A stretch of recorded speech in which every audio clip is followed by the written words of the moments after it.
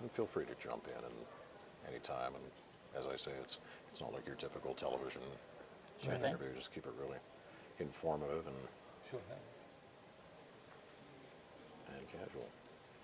So, how are people calling? Are they phoning in or Right here. texting? Oh, okay, cool. Are they as people as well? Hi there, this is CBC Vancouver's Mike Colleen, and we are here this afternoon to take your questions about coronavirus. Obviously a very big story again today, particularly here in British Columbia, because the BC Centre for Disease Control has confirmed its first presumptive case of the virus. A man in his 40s who regularly travels between China and Vancouver for work has indeed tested positive. He lives in the Vancouver Coastal Health Region and was recently in Wuhan.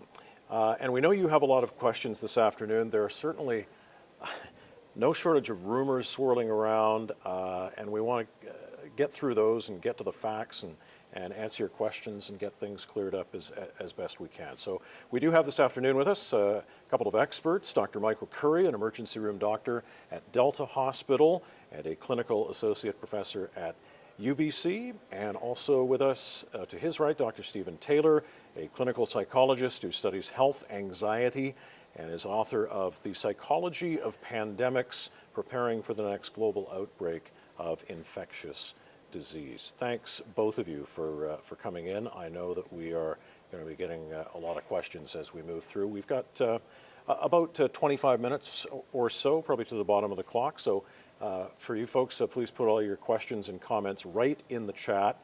I'll see them and we will try to get through as many as possible, as I say, in the next 25 minutes or so. Why don't we get things going here, though, by just talking about this, this first case, this presumptive case, because I gather that the BC officials have done the initial diagnostic test, which turned out to be positive, but now that result has to go to the lab in Winnipeg, the national lab, for official testing. Can you tell us more, if anything, that you know about the specific case? So the news conference today, Public Health, I think, has been very upfront in letting people know as much as they do know. We know the person was a resident in Vancouver. He had a secondary residence or is based out of Guangzhou in China, which is not in the affected Hubei province, but had traveled to Wuhan City in Hubei and had returned to Canada and had quite honestly said had no symptoms when they crossed the border, but has later developed symptoms and has now isolated themselves at home, which I think is good news. I think this patient's doing everything we would recommend that they do. But also the fact that he's at home is reassuring that the severity of this illness is not enough for him to be required to stay in hospital. Right. And was this a delayed onset of the symptoms? Because as you say, he didn't know when he was there. Yeah, so with all infections, there's a period between when you're exposed to the infection, when you develop symptoms.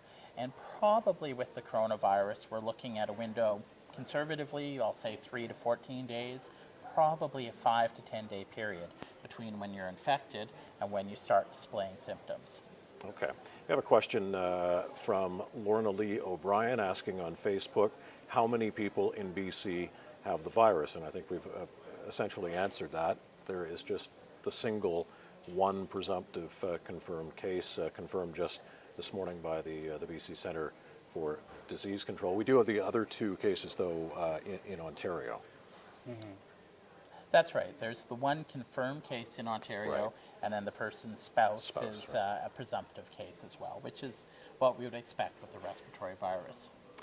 And Dr. Taylor, there's certainly been a lot of anxiety about this.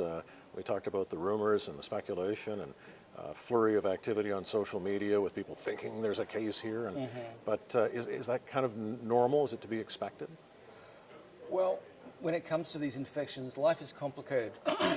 There will be a big chunk of the population that will have no anxiety at all, that they will have this unrealistic optimism bias. They'll think, this can't possibly happen to me. Right. And they're the people who won't cover their coughs, won't wash their hands, and they'll actually spread infection. And then there'll be some people who take reasonable precautions, and then there'll be a small but significant segment of the population who will become excessively worried. And they are the people who misinterpret minor coughs and colds as signs of, oh, maybe I've got this new coronavirus. So some people will get quite anxious about it. They are likely to be the people who have a history of excessive worry about their health. Right. Yeah. And maybe for whatever reason posting stuff on social media that may or may not be accurate just because of that anxiety and Exactly. what have you. Let's get to some more questions. Bree Payne asking on Facebook, how fast is this going to spread? Are we in serious danger? You want to tackle that? So how fast it's going to spread, it's hard to say. Respiratory viruses can spread very quickly. We see that every year with the flu, the H1N1 pandemic in 2009. Probably about a quarter of people in the world were infected by it over some time. However, there are exceptions to that. With the SARS virus, we were worried that this virus, which had a mortality rate of 8%, was going to travel worldwide. Fortunately, it sort of burned itself out. And we had one big outbreak in Toronto, a couple of scattered outbreaks, and perhaps some unrecognized outbreaks elsewhere in North America. But really, we just had that one nucleus of cases in Toronto, and it was contained with public health measures. And fortunately, that virus was so aggressive that people got so sick they weren't able to travel out and around and infect others. So this is a case of time will tell. This virus we didn't know. Nobody in the world knew this virus existed December 19th. And so this is a case in evolution. So if it does start spreading person to person in Canada, it is likely that a large chunk of the population could potentially be infected. The good news is that initial reports show the mortality rate is much less than SARS or MERS, another coronavirus, and the initial reports of the seriousness of these illnesses tend to be exaggerated.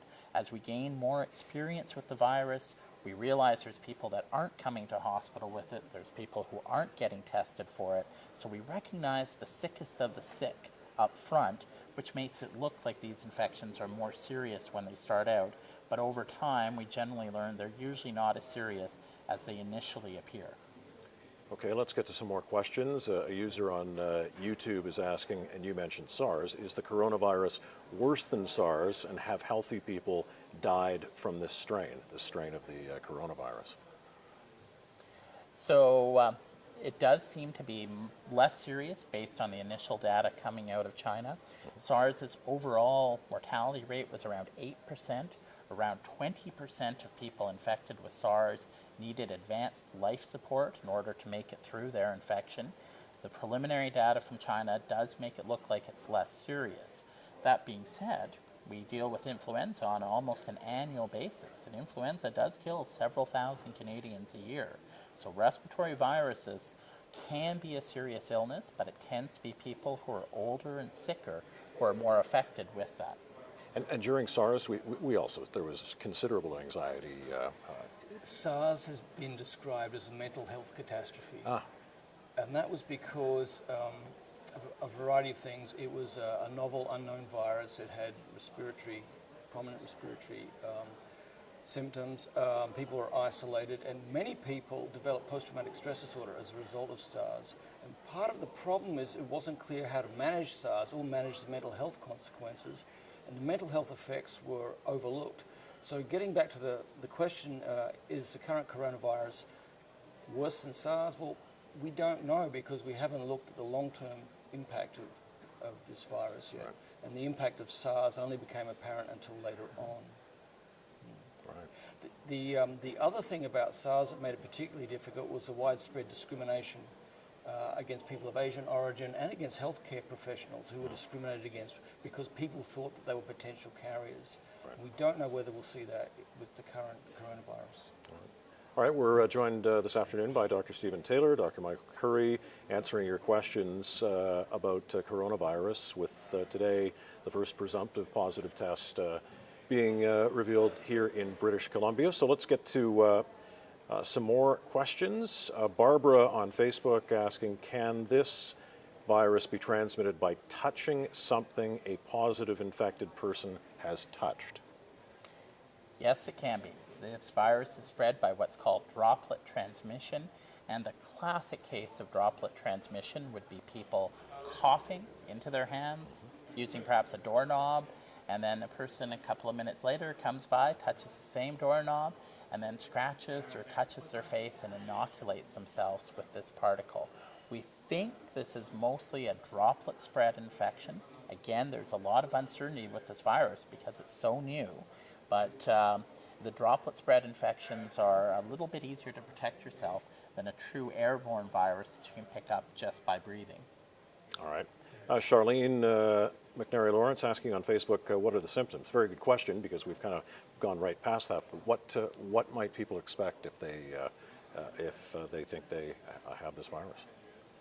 Well, if you look to CDC website, for example, they list criteria for, ultimately you need lab tests, but you're looking at fever, although fever might not be present in infants, but typically fever plus some respiratory symptoms like cough or shortness of breath. But the problem is these are really common sorts of symptoms that people experience every year. And so the CDC criteria suggests that, okay, you need to have some exposure. You need to be in Wuhan province within the last 14 days or be exposed to someone with probable infection. So they're the criteria, the working criteria that are currently being used. So the bottom line there really is there are no definitive symptoms. If you have a fever and a cough, that doesn't mean you're infected. In fact, in BC, it probably means you have something else. Something else, right? Yeah. Right. Okay, let's get to some more questions. Well, here's a good one as well. Kane Paul asking, is there a vaccine for this coronavirus? Unfortunately, no. Previous studies on developing a vaccine for the coronavirus have shown that the targets for the vaccine, these are proteins on the wall of the virus, they're governed by genes. And the genes in the coronaviruses seem to be very mutagenic. They change frequently, and that makes it a difficult target. So there is really no advanced trials on any coronavirus vaccine. All right. And in fact, the virus could have run its course before a vaccine is developed. This Right. is what happened with SARS. Right. Yeah. Okay. Let's get to some more questions here. Stephanie on Facebook asking, what are the best precautions those of us working with the public should take? And that would obviously include frontline healthcare workers as well. So I think the best thing you can do is what we recommend for all respiratory viruses, particularly right now during influenza season. So frequent hand washing. If you're coughing or having a sneeze, try to sneeze into your sleeve or into your elbow, and try to avoid getting it on your hands. Try to avoid touching your face. It's amazing how many times you touch your face without really thinking about it over the course of the day. And if you do know somebody in your household who is sick, try to clean surfaces that you share in common with them. And very close contact when you're within a meter or so of a person. If the person is coughing or sneezing, it is potential that if they cough right in your face, you can pick up the infection that way. So try to keep your distance from people with respiratory symptoms. Wash your hands as often as possible. And if you are sick, try to stay home and give yourself some time to recover without infecting all of those around you. All right, what about the masks? We've seen them just disappear from store shelves. I know somebody today in the newsroom has a colleague in that business, and they sold I think a couple of thousand just in the last little while. I know that the CDC says there's no proven benefit, yet people are still choosing to grab these masks. The research suggests there's no demonstrable benefit for the general public, but hospital workers definitely. The problem with the general public is many of them don't know how to use these masks, that they'll put the mask on and then do something, touch something, and then rub their face and inoculate themselves, for example. It looks like good old soap and water are the best hygienic, and in addition to the ones that Mark has mentioned. Okay. The suggestion with the masks is people are so busy adjusting their masks, they actually touch their face more when they're wearing a mask than when they don't have the mask on. Exactly. And just a follow-up question to the droplets that you talked about, Miriam asking, how long do the droplets last? Good question. If we don't know, we don't know. Probably somewhere in the range of hours to a day or two. The droplets don't stay, we believe, that they don't stay suspended in the air more than a couple of seconds. So if somebody sneezes, they'll clear to the ground, 30, 45 seconds. Gravity will do the job. However, how long they're infectious for as a viral particle in the environment, obviously for it to spread, they must have some persistence outside the body, but I don't think anybody can conclusively answer that question at this point. All right, fair enough. Sarah asking on Facebook, are young children more vulnerable to this virus? You want to tackle that? Too early to tell. In previous pandemics, it was young adults that were most vulnerable. If you think of Spanish flu, and that's very different from seasonal influenza. But I think it's probably, Mark might have some information, but it's too early to tell from what I've seen. Yeah. As you allude to, the Spanish flu is a little bit of an interesting case, and we think younger people, and we saw a bit of this in SARS as well, that younger people seem to have perhaps a bit more susceptibility. And so part of what we think is going on is the flu virus and the Spanish flu or the SARS virus makes you sick, but a lot of harm is actually done by your immune system. So when people ask, as a physician, people ask me on a regular basis, what can I do to boost your immune system? As a physician, I spend way more time trying to shut down people's immune system than I do in boosting it. The good news is all the stuff that they sell to boost your immune system, none of it probably works. So it's probably not doing any harm in the end, other than the financial harm to your wallet. Right. All right, just a reminder, we're with Dr. Michael Curry, ER doctor at Delta Hospital, and Dr. Stephen Taylor, author of The Psychology of Pandemics.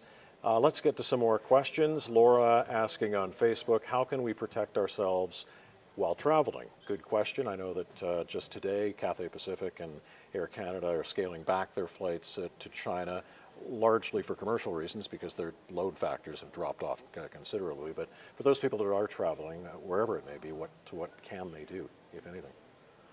Well, despite the probably really good hotel room deals, I would suspect not going to Hubei, China would be my first piece of advice. So try to avoid traveling to the hot spots that have been identified. Hubei province in central China being probably the epicenter of this infection, but we know that there are a fair number of cases in other big population centers in China as well.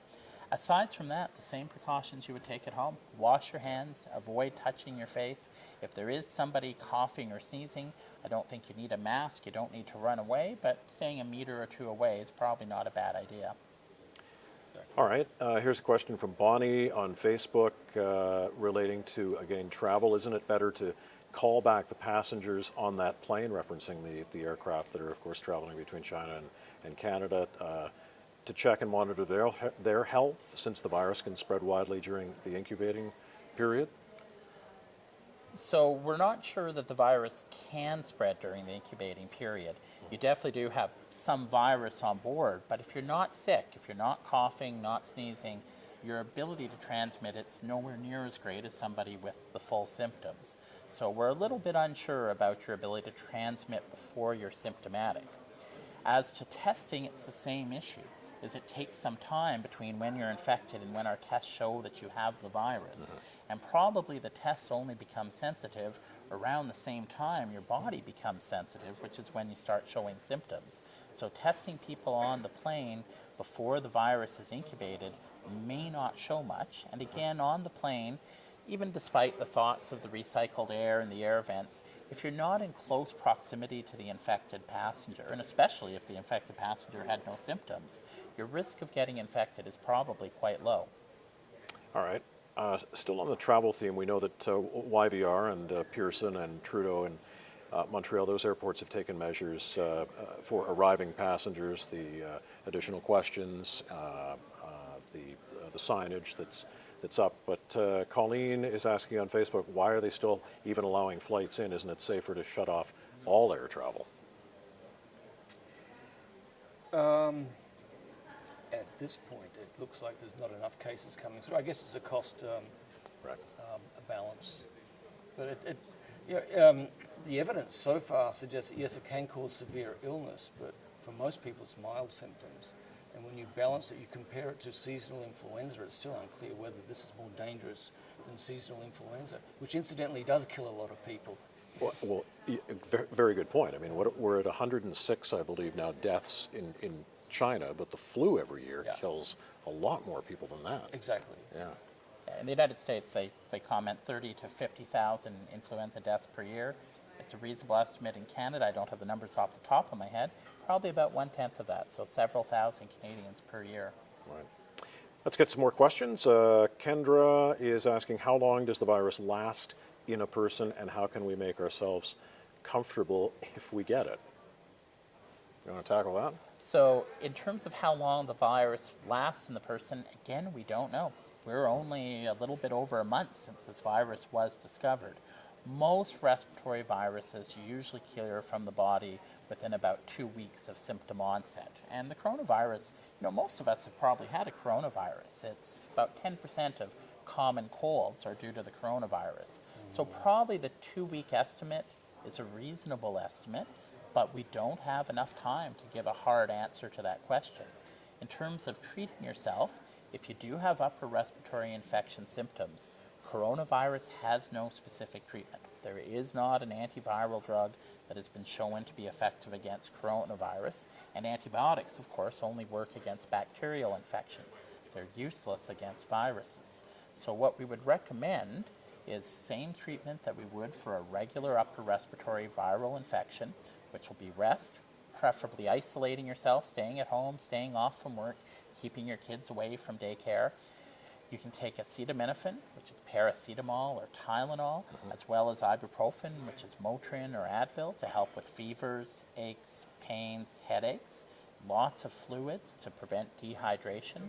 A nasal decongestant spray can help with nasal decongestion, as can nasal saline rinses. You can gargle with warm salt water to help numb a sore throat. And then rest. If you're more seriously ill, particularly if you're short of breath, I think that's one of the big differentiating symptoms. If you're having trouble breathing just sitting at home, that can be a sign of a more serious infection, one that's spread to your lungs. And whether it's coronavirus or something else, you should probably be seen by a doctor at that point in time. Same thing, right. Kathy asking on Facebook, how can health officials be certain that the infected people are actually quarantining themselves? The case here in BC, I know that the Centre for Disease Control said that this individual, who's our first presumptive positive test, was very conscious and very aware of what was going on and did in fact self-quarantine. But I guess it's a fair question. How do you know that people are actually, that are infected, are actually quarantining themselves? There's an element of trust in all Right. of these things with regard to preventing the spread of infection. That applies to all infections. And we have to make the assumption that adults will behave as adults. And this is what the government is doing. If people stop behaving like adults, the government will treat people like children and enforce quarantines and things like that. So there's got to be some level of personal responsibility in all of these things. All right. Answering your questions here at CBC Vancouver this afternoon on coronavirus, BC with its first presumptive positive test case revealed this morning by the Centre for Disease Control. A couple of experts with us, Dr. Michael Curry to my right, ER doctor at Delta Hospital, and Dr. Stephen Taylor, author of the Psychology of Pandemics. Let's get to some more questions here. Danny asking whether, a couple of questions, is the BC government doing anything to further prevent infection, and when might we expect the virus to slow down its spreading speed to a point where it's no longer dangerous to the greater population? We don't know. Right. And we don't know whether there'll be simply one wave of infection. If you go back to the Spanish flu, for example, it came in something like, it's not entirely clear, but something like 3 waves of infection. And people thought the first wave was the end of the flu, but then another wave, which was actually a mutation that was even more deadly, arose. So we don't know, and I think one of the big things that people need at this point is to cultivate a tolerance for uncertainty, that we don't have the answers and they just need to sit tight and manage their anxieties or apprehensions about this virus as best as they can. Of course, the World Health Organization has stopped short of declaring this a global health emergency, and there was considerable debate about that, but obviously follows to what you're saying as well. All right, let's get to some more questions. Miriam Wong asking, can a healthy person survive the coronavirus? 97% of them so far, 98% of them so far have. So yes, and those are of the 98% we've identified. So there's probably lots of people in Wuhan, if not other parts of China, that have a sore throat, a runny nose, a bit of sniffles, and they stayed at home and got better on their own. So at least 98% of healthy people are surviving, and it's probably a lot higher than that even. Yep. Verinder asking on Facebook, hi, my hubby is coming back from India, but has 7 hours, I guess, a layover in Guangzhou. Should we change the flight? You're not the travel experts, but what do you think of that? Not in the directly in the region, of course, Guangzhou farther to the south, and it's a stopover at the airport there.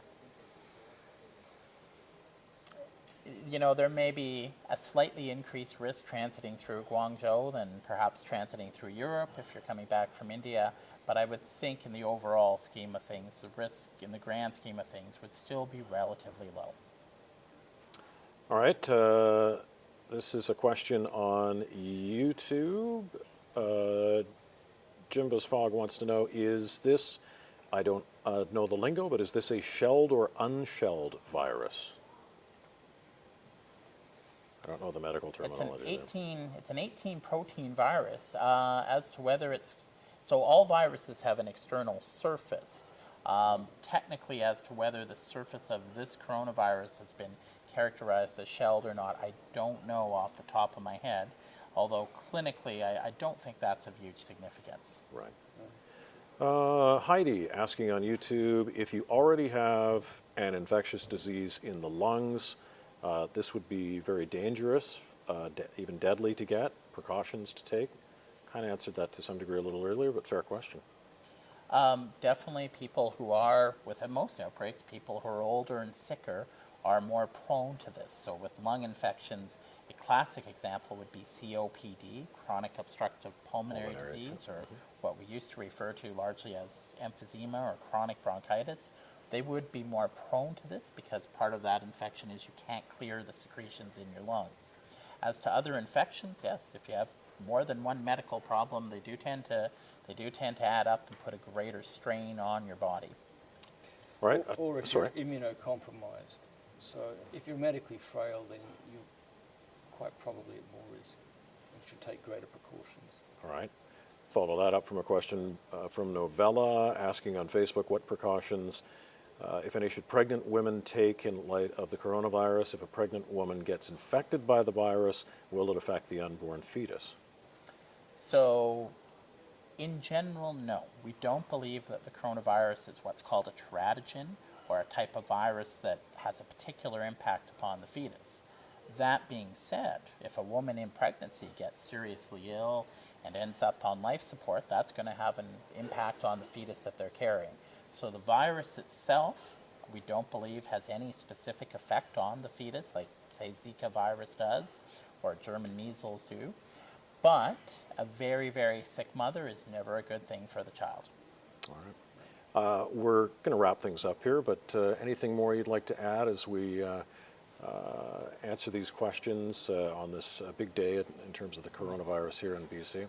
Yeah, I think they were very good questions, but there are questions asked in the absence of data. Right. It's too early to tell what will be the impact of this virus. Will it disappear? Will it turn out to be the next pandemic? We don't know. I think it's a case for watchful waiting. All right. Thanks to you both for being here. We really appreciate it. Dr. Stephen Taylor, author of The Psychology of Pandemics, and Dr. Michael Curry, ER doctor at Delta Hospital. Very helpful and very informative. We will have continuing coverage, of course, on CBC News throughout the afternoon here, and of course, complete coverage coming up tonight on CBC Vancouver News at 6. Thanks for watching on Twitter, YouTube, Facebook, and cbc.ca. We appreciate you joining, and thanks again for all the great questions. We hope that cleared some things up for you. Mike Killeen in Vancouver. We'll see you tonight at 6 o'clock. Fantastic. Great. Thank you for Thanks doing very that. much, Mike. Very nice. Great. Very Thank good. you very No, much. that's really good. And I know you did the thing with Ian on Sunday, which was great as well. Yes, Yeah. yes. The walk and talk, yeah. And there were a lot of questions, and we didn't get to a few about travel.